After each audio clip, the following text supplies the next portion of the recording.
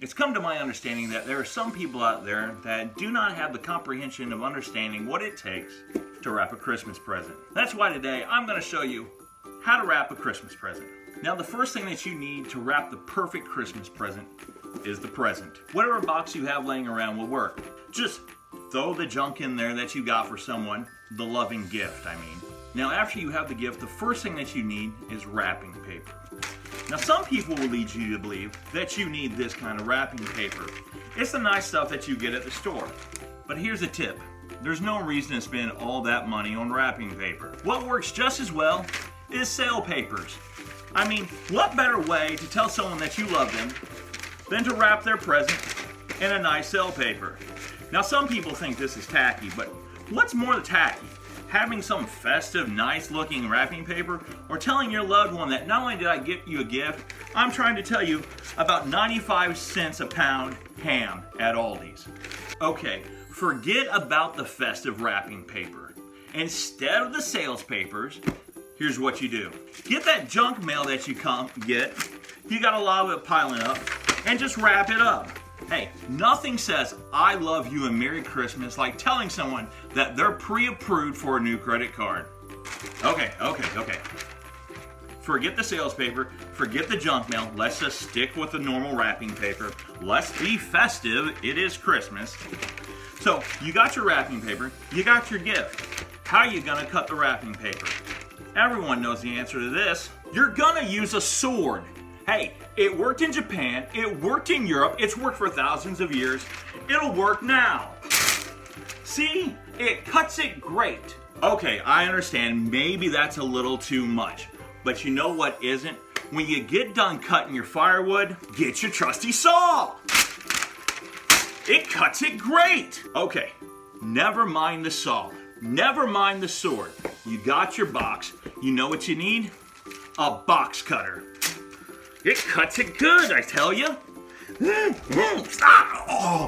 Okay, forget about the box cutter.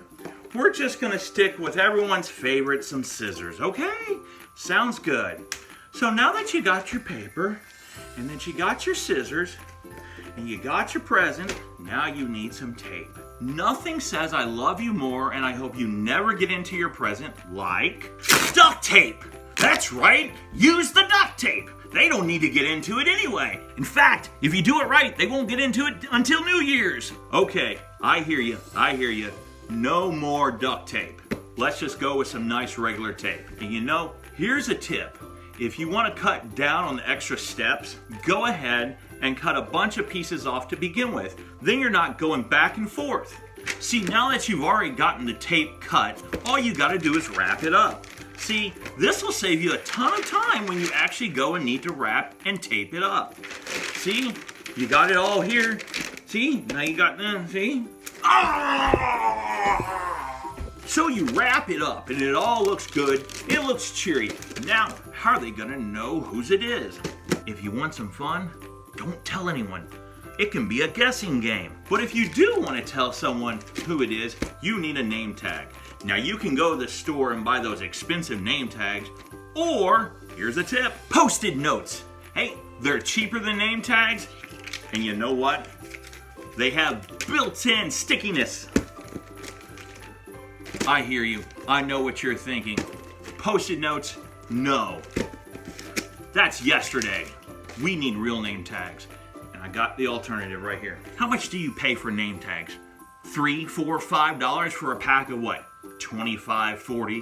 What if I told you for as low as $1, you could get 1,000 name tags? It's right here. And it's in your own bathroom. See, you just take it off, and then you just take your little marker and you write. Okay, make sure you get 2-ply. So now that we have our package wrapped, we have a name tag on it, you're thinking, it looks a little shady. Maybe you need to make it look pretty. Well, it just needs more tape.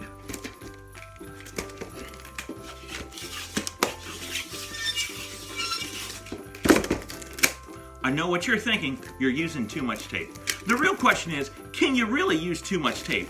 Why not use tape to wrap the whole thing? Here comes our friendly duct tape again.